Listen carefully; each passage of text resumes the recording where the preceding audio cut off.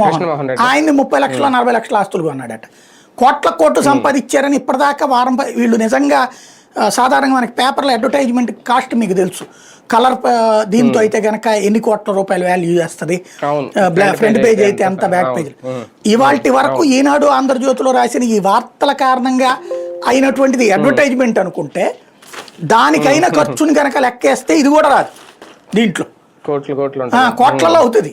అదే కమర్షియల్ వార్త అనుకుంటే, ఈ ఏడాదిలో వీళ్ళు రాసింది ఈ లెక్కర కుంభకోణం గురించి రాసిన వార్తలు, వీళ్ళ మీద రాసిన వార్తలు ఇంకేం అక్కర్లా, అవన్నీ ఆ టైం ప్రకారం వీళ్ళు స్లాట్ లెక్కేసి కౌంట్ వేస్తే వీళ్ళు ఇప్పుడు సంపాదించారని చెప్తున్న ఆస్తి కంటే ఎక్కువ ఖర్చు పెట్టుంటారు వీళ్ళ పేపర్లో.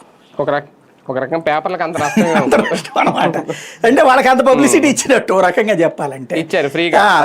వాళ్ళు అడగాలి, ఏమన్నా మీరు మీ ఆస్తిని అమ్మేసైనా మీకు అడ్వర్టైజ్మెంట్ వేసి పెట్టండి, డబ్బులు ఇవ్వండి అని అడగాలన్నమాట. అంత సిల్లీగా ఉంది అక్కడ. ఇంకోటి ఆయన ఎవరిది, రాజ్ కేసిరెడ్డికి సంబంధించి ఆయన ఆస్తులు, ఆయన కానీ ఆయన భార్య ఆస్తులు కానీ అన్ని చట్టబద్ధం కదా. ఇప్పుడు అవినీతి అంటే ఏంటి, అక్రమంగా దాచిన డబ్బు తీయాలి.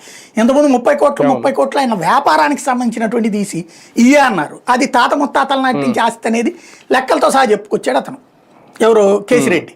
ఇంకా అక్కడ ఏం దొరికింది, నెక్స్ట్ 11 కోట్లు.